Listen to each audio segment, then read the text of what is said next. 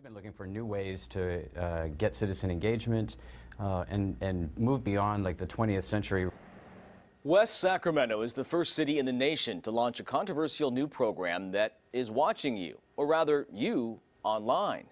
The pilot project is designed to give city leaders a look at what's trending in the city, good or bad. But some are concerned about privacy and just how the data is being used. Tonight we're getting answers on how the city is tracking you and why West Sac is watching. When the city of West Sacramento suffered a wave of mailbox thefts last November, many people complained on social media, and West Sac was watching. That is a little creepy for the city to be watching what we post. City leaders were alerted to the community concerns by a new high-tech computer program. We saw, okay, the thing that people were talking about the most were mailbox thefts. That's something that we might not have noticed just by waiting for people to come to City Hall. Now, from viral posts about potholes to a new pizzeria, West Sac leaders are notified using an algorithm called Zen City. And the purpose of Zen City is to see the big picture. So how does it work? Zen City basically spiders through publicly available social media posts and uses artificial intelligence to spider through it and say, okay, what are people talking about? What are the key words? What are the key themes? What are the key topic areas? And then are people negative about it or positive about it? And then gives us feedback about the sentiment of the community. West Sacramento leaders get a report generated each month. So what are they looking for? In January, concerns peaked over the closure of a Safeway store and the murder of two sisters killed by their father. In March, a shooting threat at River City High School generated negative posts over the lack of updates from police and school staff.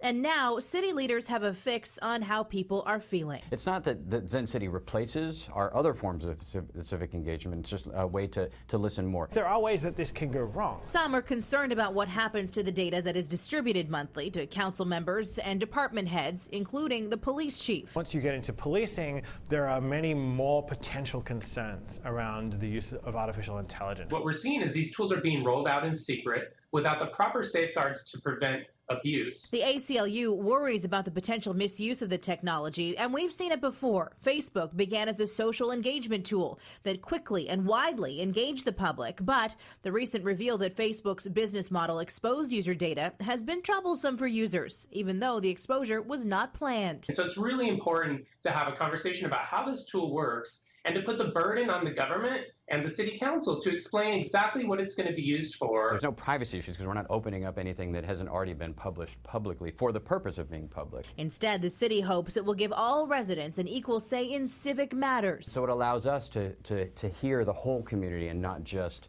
the loudest voices. By offering a snapshot of all social media sentiment. Our ultimate goal is to hear the signal that citizens are already sending. Now, the city is spending $12,000 to license the Zen City software for 1 year, and it gets a 66% discount as a first user. The funds come from Measure E, a quarter-cent sales tax. Curtis? I want to get back to that new solar panel mandate in California. It goes into effect in 2020. Joining us now, John Cox, a Republican candidate for governor in California. John, what are your thoughts on this new mandate? You know, the Democrats in Sacramento are professional fundraisers, Charles.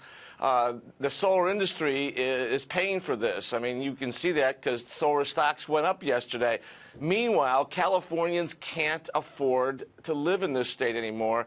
The cost of rents, the cost of housing keeps going up. And every time these Democrats want to help people, they end up increasing the cost of an already out-of-sight housing stock in the state.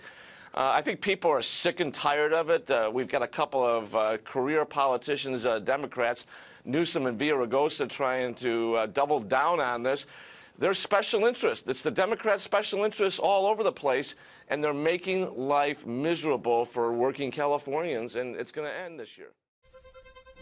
California has gone from the Golden State into a state of lawlessness. We're not talking about immigration. We're talking about criminality. We are tired, we are fed up by the lawlessness of the Democratic Party. Sanctuary cities are magnets for criminal aliens. Santa Clarita residents voicing their strong opposition to California's sanctuary laws. The city council voted unanimously to become the first city in L.A. County to join the federal government's suit against the state. California is failing very fast, a state where only illegal immigrants and wealthy tech barons now feel welcome. With thousands living in close proximity on Skid Row, hygiene is always an issue. But with an official outbreak of hepatitis A, it's now a necessity. Kate Steinle was fatally shot in 2015 by a repeat felon and 5-time deportee who was shielded by the city's sanctuary policy. The stench of urine and feces is strong. Welcome to one of San Francisco's newest tent cities. Authorities are certain they would have arrested 800 more immigrants, but Oakland's mayor issued a statement over the weekend warning of the raids. California matters. It's our biggest state. It's the leading edge of everything. Victor Davis Hanson is a lifelong resident of the state. He's a senior fellow at the Hoover Institution. He joins us tonight. Mr. Hanson, thanks a lot for coming on. You described the economic distribution of California recently as medieval. What does that mean? Well, that means that about 75% of the geographical area is inhabited by 25% of lower income people by and large. And we have a coastal corridor from San Diego to Berkeley where we have Caltech and Stanford, and we have about $3 trillion in capitalized Silicon Valley companies. And this is where all the policy is made. And these people who make it, the lawyers, academics, politicians, are never subject to the ramifications of their own ideologies because they have such wealth. And so California is a medieval society in the sense that we have the highest basket of gasoline sales and income tax, but we rank 45th in school test scores, 49th according to Forbes in infrastructure, among the highest kilowatt rates in the nation. Our gasoline tax is going to be the highest. Cost of gasoline is the highest, but it doesn't affect the people on the coast who make these regulations. I mean, where I work at Stanford, it's 70 degrees or 65 degrees. I don't have to turn on the air conditioning or the heater, but where I live in the San Joaquin Valley, poor people have to go into Walmart because they can't afford to turn on their air conditioner. But let's face it, the Golden State has changed a lot over the past 3 decades. And a lot of that change, frankly, has been for the worse. And a lot of it has been caused by disastrous liberal policies. Taxes have gone up and up. Regulations have stifled small business creation. Illegal immigration has exploded here. Jerry Brown called California a sanctuary state. Electricity prices are climbing because of stupid government mandates.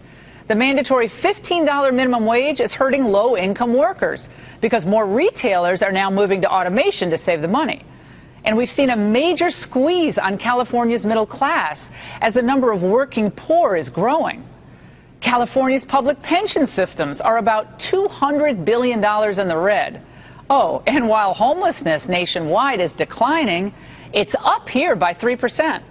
By the way, sheltering and caring for the homeless cost taxpayers an estimated $80,000 per person per year.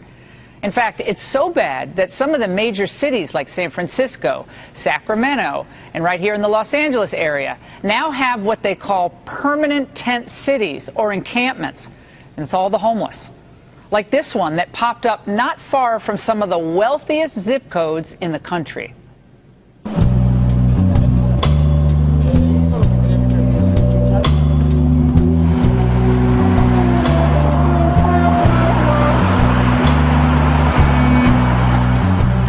Do you think that the problem of homelessness has gotten worse over the past 5 years in Los Angeles?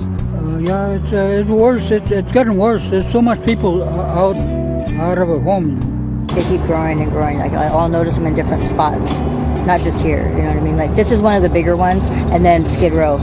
But there's little spots alongside all the freeway entrances.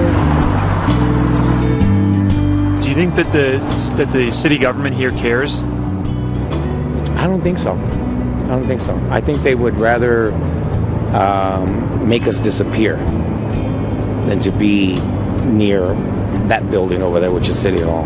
The city government in Los Angeles is all Democrats. Do you think, and they haven't done anything? Do you think it's time for a change? Yeah, and it's sad because I'm also a Democrat too. I'm also a Democrat, and it's a shame. I'm shameful of these people that they're treating us like this.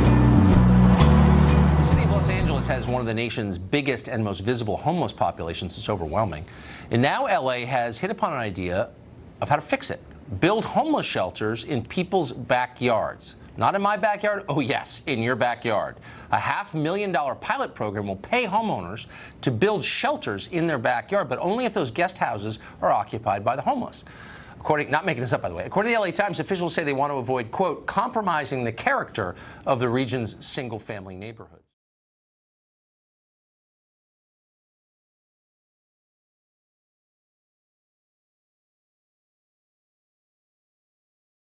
And saw the door and had to take a double take.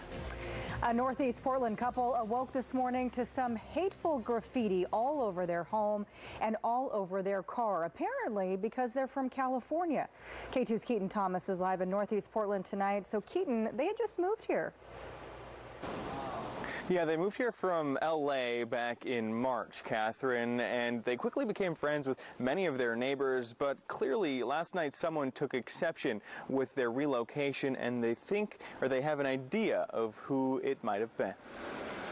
First thing I noticed was the get California out of Portland. Preston Page noticed this on his front door early Sunday, and at first he couldn't believe it. Had to take a double take. He then noticed more. Move back tagged on the wall. California Dreamin' on the side. His fiance's car covered in gold paint from front to back, deep key marks too. California Surfs Up on this side. All of it anti-California. I feel like they went and saw Point Break or listened to a Beach Boys album and took a few key statements there and threw it on the house and car. The couple spent thousands of dollars renovating their home since they moved in 4 months ago. They just finished repainting the outside 2 weeks ago, and now it's covered in gold graffiti. Pretty loud message about not wanting Californians in the neighborhood. Neighbors are flabbergasted. I just couldn't believe that somebody would do something like this. Page has a hunch who did this. The day before, he got into an argument with a man he says was racing down his street. His go away yell comment was, "Get out of California."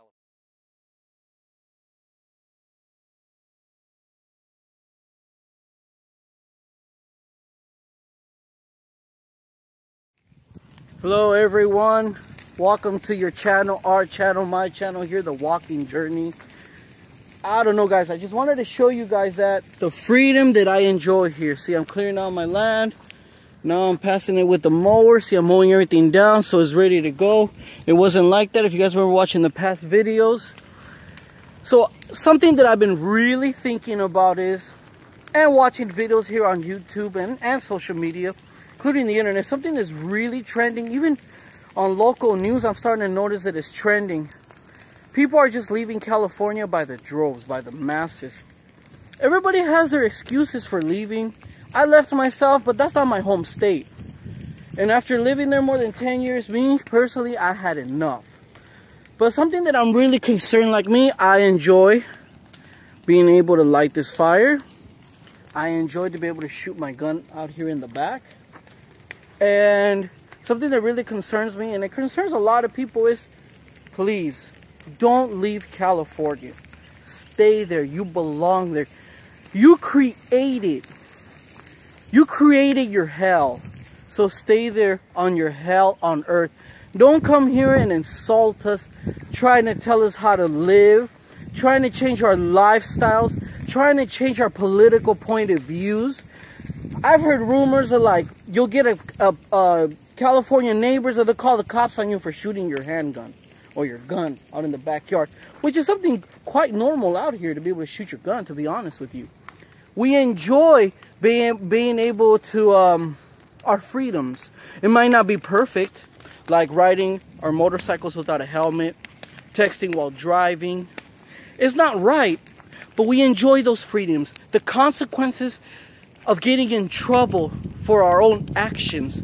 We don't want the government coming after us. Again, we enjoy those freedoms. Something you don't know, because you've never been free. You want a master.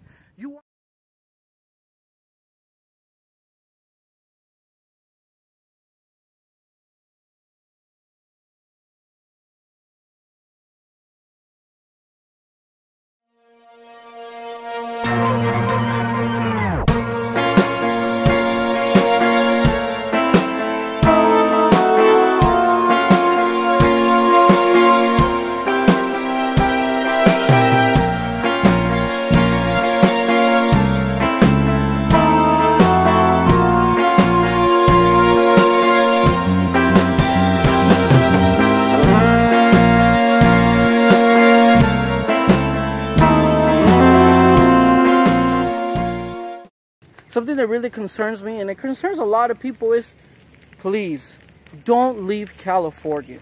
Stay there. You belong there. You created your hell. So stay there on your hell on earth.